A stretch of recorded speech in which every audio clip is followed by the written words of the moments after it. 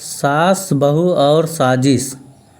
Drawing room में एक पिता और उसका बेटा बैठे थे। पिता पेपर पढ़ रहे थे और बेटा मोबाइल में व्यस्त था।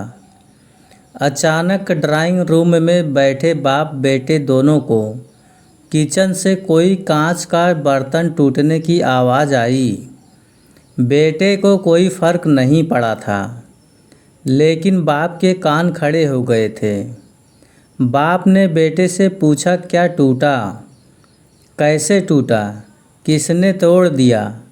पास में बैठे बेटे ने कहा, पिताजी, क्यों अपना बीपी बढ़ा रहे हो? मैं यहीं से कैसे बता सकता हूँ कि कांच का बर्तन किसने तोड़ा होगा? बाप ने कहा, बेटा, बीपी तो बढ़ेगा ना, क्योंकि वो बर्तन फिर से खरीद कर मुझे ही लाना पड़ेगा। चलो तुम बताओ, बर्तन किसने तोड़ा होगा? बेटे ने कहा, माँ से टूटा होगा। पिता ने पूछा, क्यों मेरी बीबी? तुम्हारी बीबी क्यों नहीं? बेटे ने कहा, मेरी बीबी समझदार है। लेकिन पिता का मन नहीं माना तो तुरंत किचन की ओर चल पड़े। वहाँ जाकर पूछा कि बर्तन किसने तोड़ा, तो उनकी पत्नी सामने आई और कहा, मुझसे टूटा है, क्या करोगे? पिता ने कहा, कुछ नहीं करूँगा, मैं नया खरीद कर दूँगा, मगर चीज़ें संभाल कर इस्तेमाल करना चाहिए। वह वापस ड्राइंग रूम में चले आए और बेटे से पूछा कि तुम्हें कैसे पता चला कि बर्तन तुम्हारी माँ ने तोड़ा? बेटा ने जवाब दिया, अगर बर्तन बहू से टूटा होता तो माँ ने तुरंत बहू को डांटती और माँ की आवाज़ सुनाई देती, मगर बर्तन माँ से टूटा है, इसलिए कमरे से कोई आवाज़ नहीं आई है। और ससुर के बाहर जाते ही बहू ने सास के पैर पकड़ लिए और कहने लगी, माँ, आप बहुत अच्छी हैं, हर बार आप मेरी गलतियाँ छुपा देती है। कुछ समय बाद सास ने कहा, बहू कहाँ हो? कहाँ मर गई हो? बहू ने अंदर से आवाज़ लगाई, जिंदा हूँ माँ जी। सास ने कहा, तो फिर मेरी चाय अभी तक क्यों नहीं आई? कब से पूजा करके बैठी हूँ। बहू ने कहा, ला रही हूँ माँ जी। बहू ने चाय के साथ भजिया भी ले आई।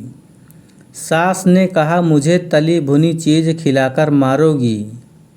बहू ने कहा, नहीं, ठीक है माँ जी, वापस ले जाती हूँ। तब सास ने कहा, रहने दो, अब ले आए हो तो खा लेती हूँ।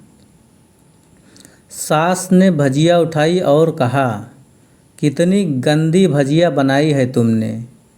बहू ने कहा, माँ जी, मुझे कपड़े धोने हैं, मैं जाती हूँ।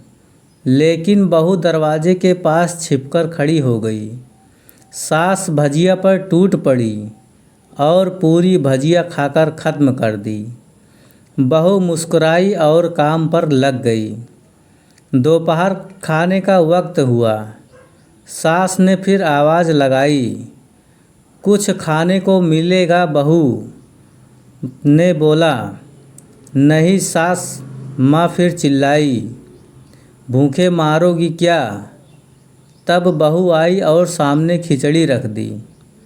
तब सास ने गुस्से से कहा, मुझे इसे नहीं खाना है, इसे ले जाओ। तब बहू ने कहा, आपको डॉक्टर ने दिन में खिचड़ी खाने को कहा है, खाना तो पड़ेगा ही। सास ने मुंह बनाते हुए कहा, तू मेरी माँ बन जा। तब बहू फिर मुस्कुराई और चली गई। उसी दिन उनके घर में पूजा थी। बहू ने सुबह 4 बजे उठ गई, पहले स्नान किया, फिर फूल तोड़कर लाई, माला बनाई, रसोई साफ की। पकवान और भोजन बनाते बनाते सुबह के 11 बज गए। अब सास भी उठ चुकी थी। बहू पंडित जी के साथ भगवान के वस्त्र तैयार कर रही थी। ऑफिस की छुट्टी भी थी, उनके पति भी घर पे थे। पूजा शुरू हुई। सास चिल्लाती है, बहू ये नहीं वो नहीं। बहू दौड़ी दौड़ी आती है और सब कुछ करते करते दोपहर के 3 बज गए थे। आरती की तैयारी चल रही थी। पंडित जी ने सबको आरती के लिए बुलाया और सबके हाथों में फूल दे दी। जैसे ही बहू ने थाली पकड़ी और थाली हाथों से गिर पड़ी। शायद भोजन बनाते हुए बहू के हाथों में तेल लगा था, जिसे वह पूछना भूल गई थी और फिसल गया।